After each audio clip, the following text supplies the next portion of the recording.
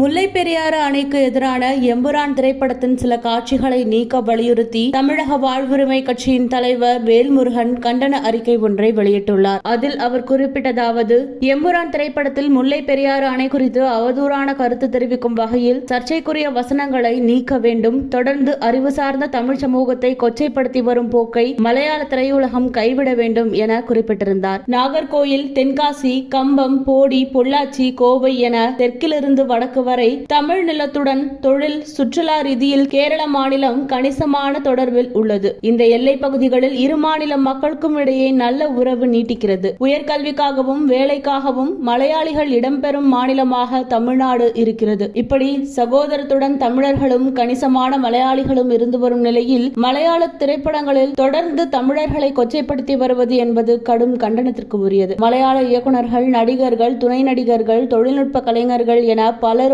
சென்னையில் திரைப்பட தொழிலை கற்றுக்கொண்டு அவர்களின் சொந்த மாநிலத்துக்கு வண்டி ஏறும்போது கூடவே தமிழின வெறுப்பையும் சுமந்து கொண்டே செல்கிறார்கள். இதன் காரணமாகவே அவர்கள் பணியாற்றக்கூடிய மலையாள திரைப்படங்களில் தமிழின வெறுப்பை உமிழ்ந்து வருகின்றனர். மலையாள இயக்குனர் ராஜீவ் மேனன் இயக்கிய கண்டுகொண்டேன் காதல் திரைப்படத்தில் இலங்கை அமைதி படையை ஆதரித்தும் ஈழப் போராளிகளை கொச்சைப்படுத்தும் விதமாகவும் சம்பந்தமே இல்லாமல் காட்சிகள் திணிக்கப்பட்டிருந்தன. தென் தமிழக விவசாயிகளின் சோற்றில் மண்ணை போடும் விதமாக முல்லை பெரியாறு அணையை உடைக்க வேண்டும் என்கிற பிரச்சாரத்தை வலியுறுத்தி சோகன் ராய் என்ற மலையாளி டேம் 999 என்ற திரைப்படத்தை இயக்கியிருந்தார். தமிழர்களை கொச்சைப்படுத்தி எடுக்கப்பட்ட மலையாள இயக்குனர் சந்தோஷ் சிவன் இயக்கிய இனம், ஈழத்தில் தமிழர்களின் இன அழிப்பை நியாயப்படுத்திய மெட்ராஸ் கஃபே உள்ளிட்ட பல்வேறு திரைப்படங்கள் சான்றாக உள்ளது. இந்த திரைப்படங்களின் வரிசையில் கேரளாவின் பிரபல நடிகர் மோகன்லால் நடிப்பில் சமீபத்தில் வெளியான எம்புரான் திரைப்படத்தில் முல்லை பெரியாறு அணை குறித்து அவதூறான கருத்து தெரிவிக்கும் வகையில் சர்ச்சைக்குரிய வசனங்கள் இடம்பெற்றுள்ளன. இந்த திரைப்படத்தின் இயக்குனர் நடிகர் பிருத்திவிராஜ் படத்துக்கும் அதன் போக்கிற்கும் தொடர்பே இல்லாமல் முல்லை பெரியாறு அணைக்கு எதிராக வன்மத்தை காட்டியிருப்பது வன்மையாக கண்டிக்கத்தக்கது. குறிப்பாக